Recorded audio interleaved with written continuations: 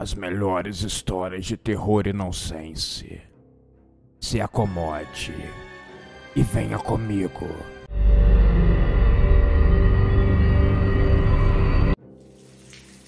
Joaquim estava apreensivo. Olhava a todo momento para a tela do computador, sem mexer um dedo no teclado. Seu colega de trabalho notou a sua preocupação e perguntou para ele: "O que está te afetando, homem?" Ele estava com o celular do lado. Tinha uma mensagem da sua irmã não lida. "Joaquim, pelo amor de Deus, eu preciso que você venha aqui.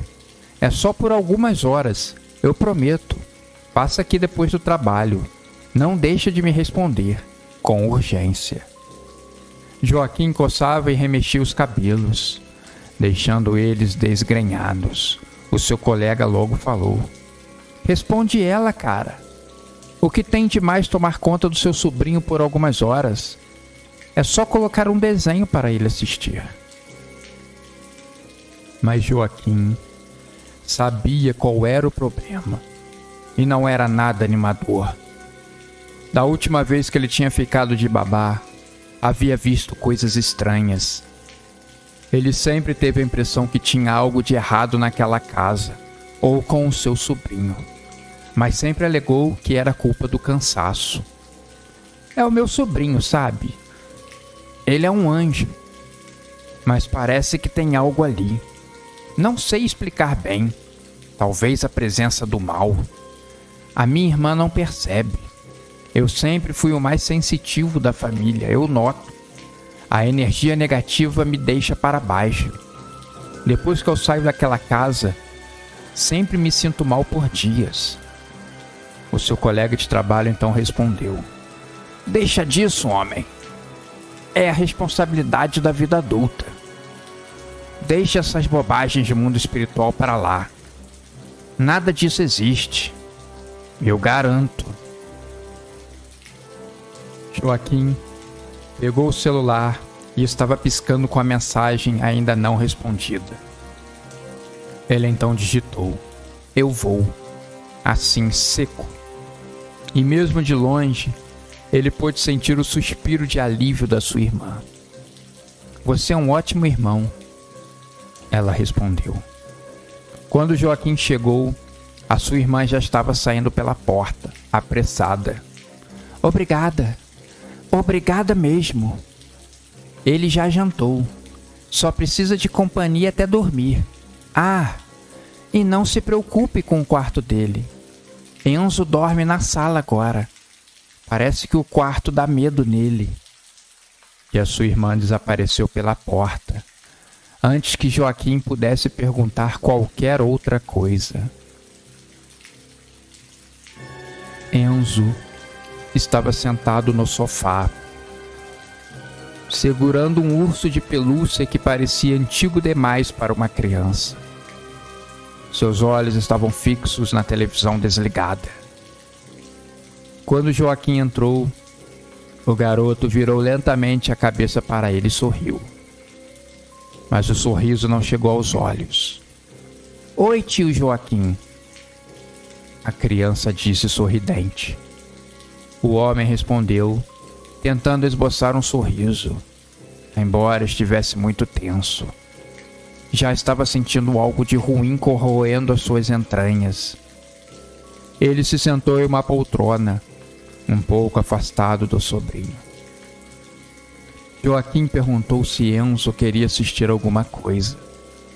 Mas antes da criança responder a pergunta, a televisão ligou sozinha e um chiado encheu a sala, a tela piscando em branco e preto. Joaquim tentou pegar o controle remoto sobre a mesa, mas antes que pudesse alcançá-lo, Enzo segurou o braço dele. A mãozinha era fria como gelo. "Deixa assim", disse o menino com uma voz diferente, um pouco mais rouca e grossa do que o natural. Joaquim engoliu em seco e deu uma recuada, com o seu senso de alerta ligado. Ele estava tão concentrado que chegava a ouvir o tic-tac, tic-tac, tic-tac do relógio de parede da cozinha. Conforme as horas avançaram, a sensação de que algo estava terrivelmente errado apenas aumentava. As luzes piscavam sem razão. Sombras se moviam pelas paredes e barulhos estranhos eram ouvidos por toda a casa.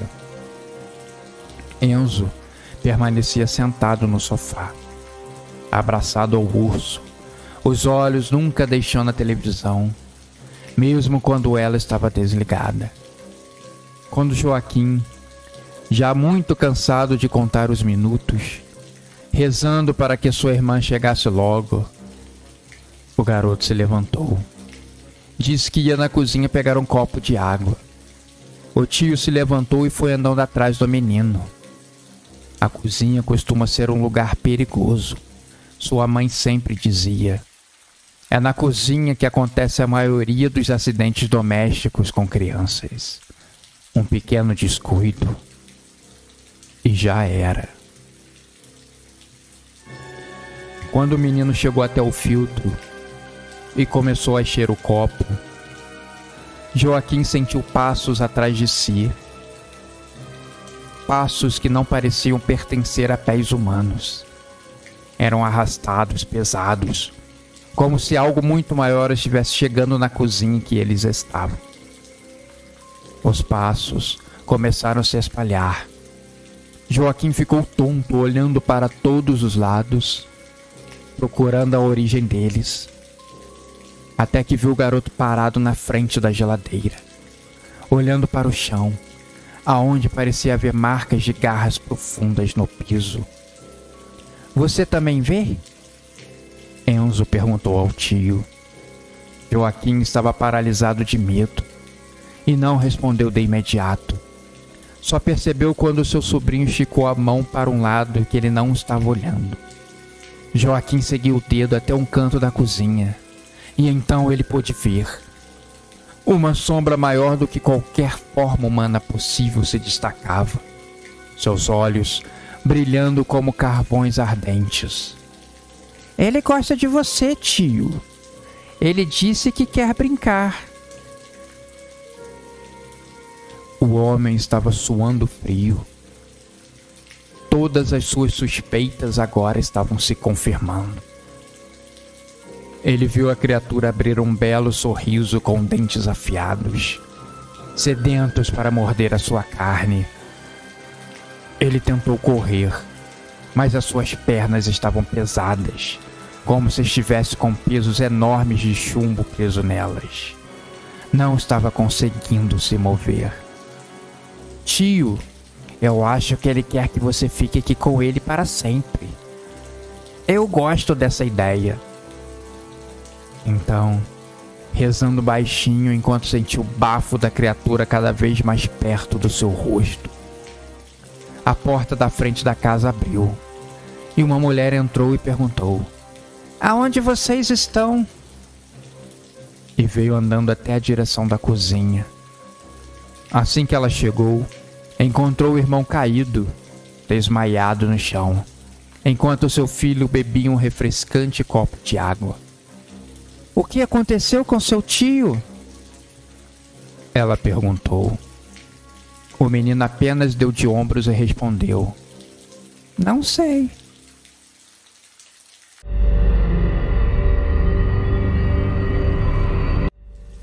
Aquele era um dos maiores prédios do bairro e da cidade.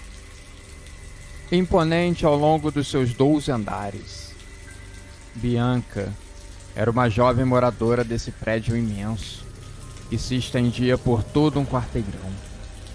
No terreno, tinha uma piscina e uma quadra de futebol, que era bastante disputada pelos meninos do prédio. Ela morava no 11º andar, quase no topo. Era muito, muito alto. Caindo de sono, Bianca prestou muito pouca atenção na aula. Ela tinha perdido boa parte da noite anterior vendo séries coreanas na televisão. Havia virado a sua nova paixão, mas quase sempre ela perdia a hora de dormir. Quando se deitava, pouco tempo depois o despertador já estava gritando no seu ouvido que já era hora dela levantar. Ela se arrastou para fora da cama, fez um lanche, tomou um banho e se arrumou para as aulas que começariam em pouco tempo. Ela morava perto do curso, então não seria um problema chegar a tempo. Bom dia, alunos! Espero que estudem para a prova que vai acontecer semana que vem. Vejo vocês amanhã. Um bom descanso. Se despediu a professora. Voltando da sua aula de inglês, ela ouvia música no fone de ouvido. Ela chamou o elevador e esperou ele chegar. 3 pessoas que nunca tinham visto desceram. E ela apertou o seu andar e esperou ele subir. Em mente, Bianca sabia o tempo exato em que o elevador pararia no seu andar. Mas dessa vez foi diferente. E para sua surpresa, o elevador demorou alguns segundos a mais. Estranho, foi a palavra que veio à sua mente. Pouco antes das portas se abrirem, ela colocou os fones de ouvido no pescoço e andou devagar para fora. Na frente do elevador, bem na parede, tinha a indicação em números adornados em cobre, o número do andar. Aquele era o 15º, um andar que obviamente não existia naquele prédio. Depois de apenas 2 passos, ela ouviu um sussurro distante se aproximando como uma bala perdida. Volte! Assustada, ela se virou para entrar de volta no elevador. Ela queria ir para casa e esquecer o que tinha acontecido. Certamente foi uma imaginação forte. Bianca sabe que precisa se alimentar e dormir melhor. Não está fazendo bem nenhuma coisa e nem outra. Mas o elevador não estava mais lá. Ele havia desaparecido. Só tinha uma parede branca na frente. Intrigada, ela tateou essa parede e não encontrou nada. Perto do elevador existia a escada de acesso aos andares. Bianca foi dar uma olhada, mas a única coisa que encontrou no lugar foi um extintor de incêndio, que parecia intacto. Ela foi andando pelo corredor deserto. Queria ver se tinha alguma porta, chamar por ajuda, perguntar que andar era aquele e o que estava acontecendo. Novamente a voz sussurrou: "Não venha para cá." Novamente, o sussurro tirou Bianca do estado de torpor. Ela não sabia se seguia o corredor ou continuava sentada no chão. Ela havia colocado o fone de ouvido. Queria ouvir a música no último volume, mas a internet ali não estava funcionando. Nenhum único som saía do aparelho. Ela andou lentamente, olhando intrigada, que velas apareceram acesas no chão. Bianca estava tendo sentimentos muito ruins acerca daquilo tudo. Não sabia o que estava acontecendo e estava morrendo de medo. Se imaginava em um filme de terror terrível. Ela sendo a principal vítima, a isca perfeita do espírito maligno. Bianca tremia. Nas paredes começaram a aparecer fotos de moradores. Alguns ela reconhecia, outros não. O prédio era imenso e com muitos apartamentos. As mudanças ali eram constantes também. Algumas fotos começaram a ser riscadas com um enorme X vermelho. Bianca não sabia o que aquilo significava. Seu coração estava palpitando bastante, querendo sair pela boca. O ambiente estava se tornando insuportável. Não tinha entrada de ar. Ela puxou um pouco a camisa do pescoço em busca de ar. Sentia algo pesado e denso. Um vulto passou voando por ela. Depois outro. Ela se jogou no chão com medo e cobrindo a cabeça. Era uma enxurrada de espíritos passando, tornando tudo muito turvo e misterioso. Puxa daqui! Sussurrou uma voz doce e fraca. Outros sussurros davam conselhos para ela, e uma outra voz mandou que ela não fosse covarde. Deixasse de lado o medo e encarasse o que tinha pela frente. Lentamente, Bianca se levantou.